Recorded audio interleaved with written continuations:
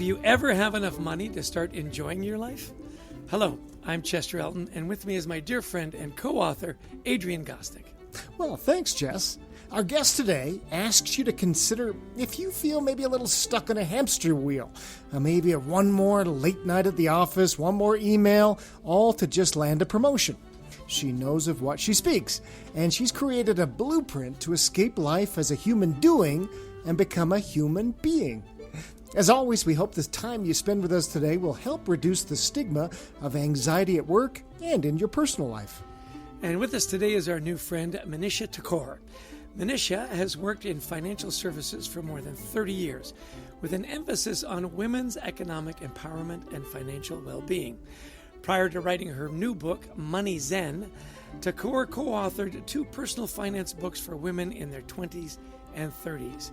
Thakur earned her MBA from Harvard Business School and is a chartered financial analyst, a CFA, and a certified financial planner, a CFP. Welcome to the show, Manisha. We are delighted to have you on the podcast. Oh, guys, thank you so much for having me. We're delighted. And I love this idea of MoneyZen. And you write that, look, at some point you realized your own attitude towards work and money had become, we'll just call it problematic. So walk us through a little bit through your journey and how others may be falling into the same trap of feeling we never have enough. Yeah, so Adrian, I wish I could say it was just problematic. It was toxic.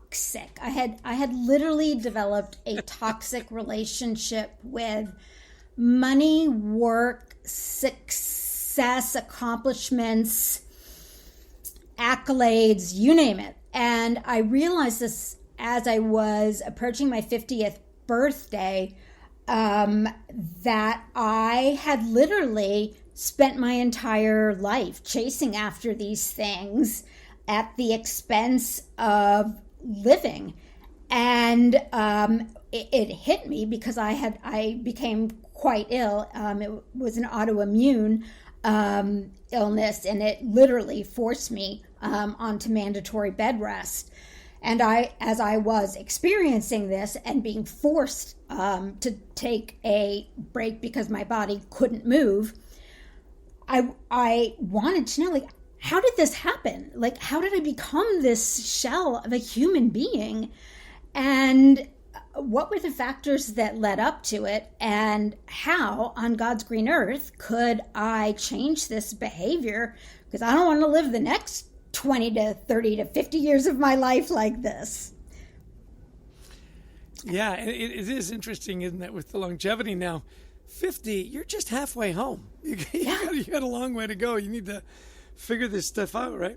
So, some people identify with being burned out and overwhelmed, consistently from the pressures of work. But others argue that, hey, I'm staying longer at work just because I love my job, So what's the difference between healthy work engagement and work addiction? Yeah, it's this subtle line. And I think some of the defining characteristics are when you have healthy work engagement, you do it because you want to do it. You do not feel that if you don't do it, you don't exist. In other words, when it's a healthy engagement, it is something that boosts your emotional wealth as well as your intellectual wealth. And you know what? Yeah, it adds to your bank account as well. But when you are stuck in the addiction, it is who you are. It is your self-identity. And in the most extreme cases, and this is how it was for me, and in my case, maybe it's because I worked in finance, but as I interviewed people for the book, I found it happened in many industries. I literally came to identify my self-worth with my net worth. I mean, how sick is that that's how I viewed myself? And I think that's where clearly that's where you're crossing the line from a healthy relationship with loving your work, which is where I started out, into a very cultish kind of place. And I love that idea. We start out loving our work, but then we get addicted to achievement, as you say. And that's fascinating what you're bringing up. And so sometimes companies do this. I was talking with my brother-in-law, who's a professor at a mid-sized university, and he says the other day we had a work-life balance day, and we all went to a meeting, and we all went, oh my gosh, I have to go to this stupid meeting for work-life balance, and I'm here at work. Why don't you just give me some time off? But I can't take time off. So this cycle we get into. But I want to push a little bit, because right now we're reading a lot about a lot of people living in financial insecurity, that inflation, buying power isn't what previous generations had. So what about people who say, look, I'm working these ridiculous hours because I have to make ends meet? How can they benefit from your point of view and what you're trying to teach? Yeah, so I think there's a problem and then there's a solution. And I think before we can discuss the solution, we have to understand the roots of the problem. And when I parsed this, I found that there were kind of 4 core pieces to this. One is, what are the personal elements that drive people to land in this position? And for a lot of people, and this was the case for me, it is what I'll call small t traumas that happen before the age of 25 when your brain is fully formed. That often is not the case with people who are busting their tushies, working 3 jobs, just trying to make things work because we live in an economy of 99%, 1%.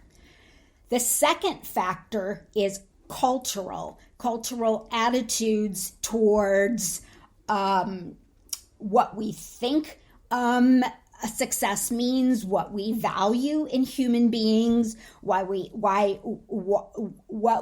compare, how we compare ourselves to each other, the role that social media has come to play, and media in general, and unrealistic images.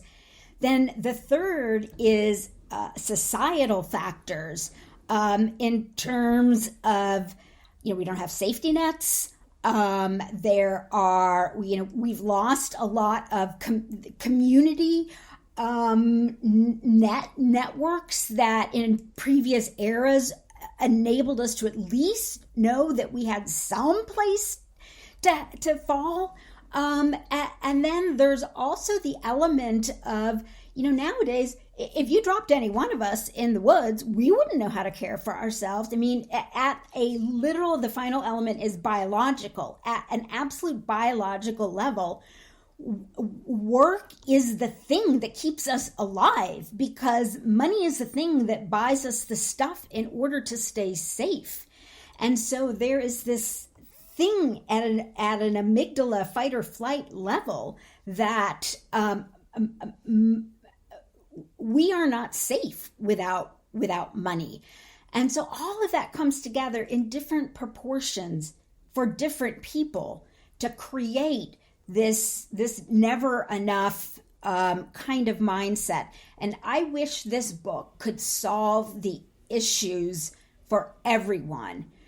Unfortunately, if you are living paycheck to paycheck because you are making an unfair, unlivable wage, what this book does is it can highlight for you how horrific the state of affairs are in this current society that enable that condition to exist. But this solution that I discuss is not going to help, because that problem is not solved yet. Yeah. So you mentioned the societal safety nets and lack of community, someone there to catch you, basically. Yeah. What are some of those societal safety nets over and above, unemployment or welfare and so on, that you talk about, societal networks and safety nets? I consider myself to be a spiritual person, not a organized religion person, but organized religion historically was a great place to have a safety net. Neighborhood block parties and camaraderie was a great place. there's the wonderful book Bowling Alone, bowling leagues, and just kind of this trend away from community groups and, who has time for hobbies anymore? And, collective groups around affinity groups and these sorts of, and so many times our friendships become almost transactional in the sense that, when I look back at my work colleagues, and again, this may be a result of my having spent so much of my adult life having this increasingly toxic, never enough mindset, but, I have these relationships at work and I really care about these people when I'm working with them. And then I move to the next job and I stay in touch for a year, 18 months, and then they kind of drift off and I move into my new group. I like a LinkedIn post here or there, but I lose touch with them. And so the continuity, it's very rare that you meet people these days that have deep, I met a woman who had a 60th birthday party and she invited her 60th closest friends. And I thought, oh my God, you have 60 friends? And they were from people deep back in her life. Real friends. So that's what I'm talking about. Those deep human connections. Yeah, that's obviously a bigger problem, right, than just, am I making enough money? Am I addicted to money? You talk in your book about biological factors that push us towards, never enough. You've talked about that a little bit, but can you go a little deeper on biological reasons? Is it I grew up poor and so I'm always afraid? Tell me more about biological reasons to be addicted to money. Well, I think part of it is, we're hardwired to want to stay alive. Right. We're also, our modern society is not nearly as old. Even if we want to say modern society goes back 400 years, 500 years, modern society is not nearly as old as our brain formation. And so our brains are hardwired to go through seasons, to go through feast and famine. And when there is plenty, our brain is hardwired to grab as much of that plenty as it can because it doesn't know when that plenty will reappear. So it doesn't, the brain is not hardwired to say, oh, I see some plenty. I'm going to indulge in it to the point of enough, and then I'll stop. In a world where there's constant plenty. So that's one evolutionary biological piece. As I talked to, I interviewed a wide range of multidisciplinary experts because, again, the problem is not, and this is why, I like to say wellness at work is not working. These wellness programs don't work because it's not work-life balance. It's these multifaceted elements that show up in everybody's life in different ways. But, this evolutionary biological one is definitely, one. And then the other one that I mentioned, when you really think about it, survival skills that used to be, prior to 500 years ago, a set of skills that people were taught from generation to generation. You as a human being knew how to survive off the land. Well, now, how do we survive off the land as humans? We use money. And so, we buy food. We get access to clean water. We get access to medicine.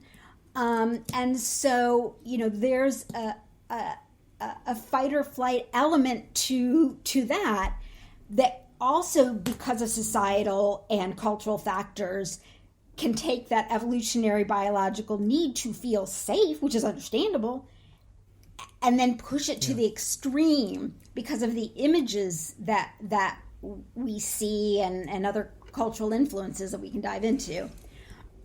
So that's where some of the evolutionary biological elements pop in. And I think that's great. I think this is fascinating. It really is. We cover a little bit of this biological in our work, and so I want to push it to say, okay. And I think people by now are going to be going, okay, I believe you, Manisha. Now what do I do? Give me a couple of tips or things that I can start doing right now if I find myself in this trap, because I think a lot of our listeners will say, that's me. Oh yeah. So I think the first thing, Chester touched upon it, and something that he said about, more money, happiness. There's a recent study that came out. It was a collaboration between researchers at Penn and Princeton, and you guys have probably heard. I think everybody's heard it. It's the oft-quoted study over the last 20 years that any money we earn over $75,000 a year does not make us any happier. And I think most of us roll our eyes at that and think, okay, that is so wrong. And it is so wrong, but not for the reason that we think it is. It's not wrong because the number is too low. It's wrong because if you do not have a solid foundation of emotional well-being, increases in income do not have commensurate increases in life satisfaction, because you got a cracked foundation. Your emotional well-being will not be, and your life satisfaction will not be increased, because those dollars will not fill those cracks in your foundation.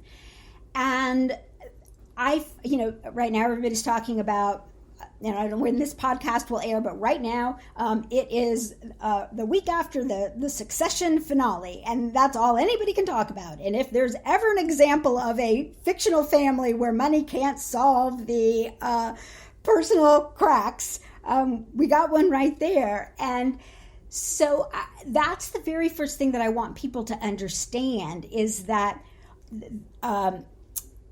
money, when people say money can't fix everything. It literally is true, but that's the reason you can't experience it without that foundation of emotional well-being. Now, what are some things that you can think about? Well, if you don't have financial health, you will be stressed out as anyone.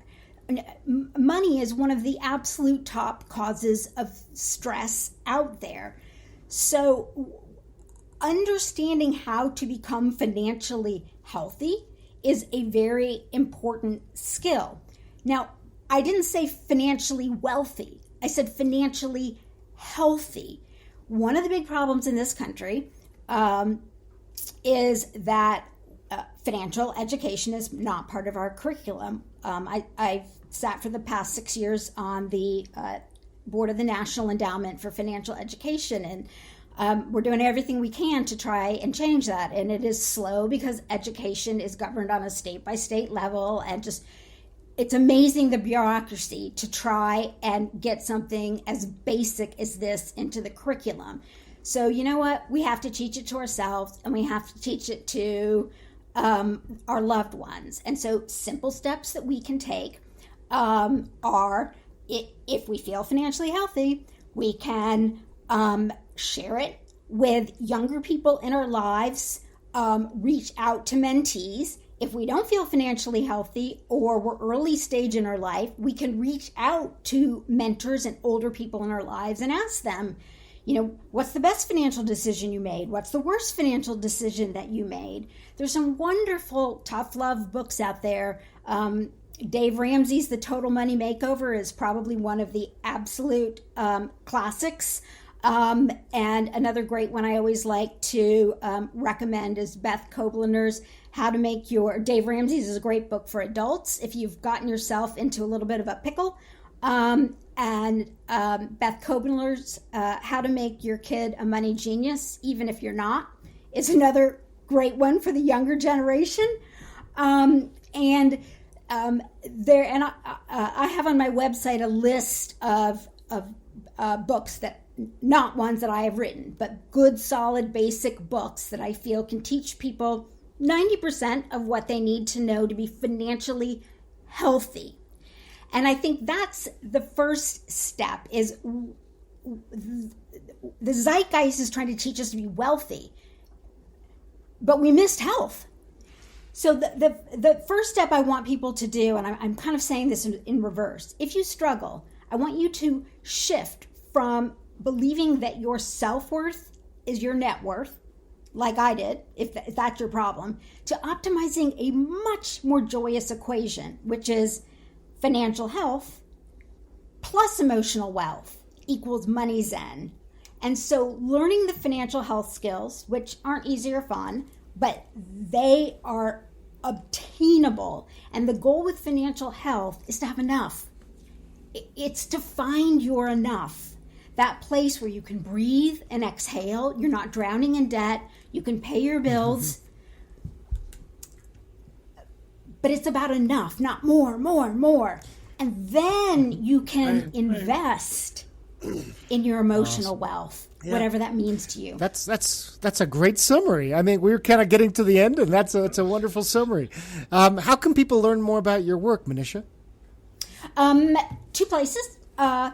If you're listening to this before September, go to MoneyZenBook.com and you can read about the new book and get some interesting, fun, free goodies if you pre-order. Otherwise, in perpetuity, you can find me at just plain old MoneyZen.com, and all my socials and other ways to follow me are right there on MoneyZen.com. Great. Hey, quick question for you, and that is, we love talking to people about their personal habits to keep themselves less anxious about stuff. Yours is less anxious about money. Give us one thing that you do that keeps you emotionally balanced and financially healthy. I follow the rule. You bring one thing in, you throw or donate one thing out. And so that keeps you from overexpanding your life and being really thoughtful about whether or not something else is coming in, because you got to get rid of something else to make room for it. What a great tip. Yeah, that's great. Yeah, whether it's a piece of clothing or a new work coming in, well, good. Okay, so what am I going to move out? Yeah, that's great. Love that. This has been a great conversation. I think we've learned a lot, taken a lot of notes today, Manisha. Any last parting thoughts before we send you on your way? Anything that our listeners should take away as you think about this idea? Yeah, the main thing I want people to know is I've interviewed people across income, professions, ages, and I can't tell you how many people have expressed this feeling. I just feel like I cannot accomplish enough, do enough, achieve enough. I just feel like I'm not enough. And I want people to know you are enough. And all it requires to start feeling that at a guttural level is to flip the script. And once you start optimizing your life for a new healthy mindset, such as financial health plus emotional wealth, your whole life outlook changes. You are enough. Great advice.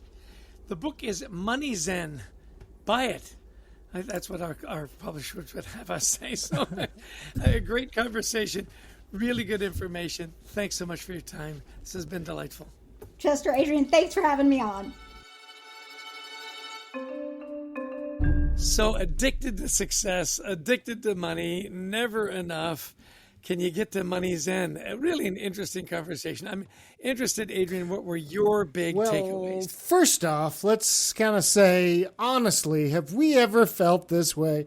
100%, right? I mean, we worked for big corporations. We've worked on our own. Yeah, absolutely. If we missed, sort of important family things to be to that meeting that we just had to be at, of course, yeah. And have we ever kind of stepped back and thought, oh my gosh, Manisha is exactly right. Yeah, we create this toxic relationship with work, but it starts out, look, I just love this.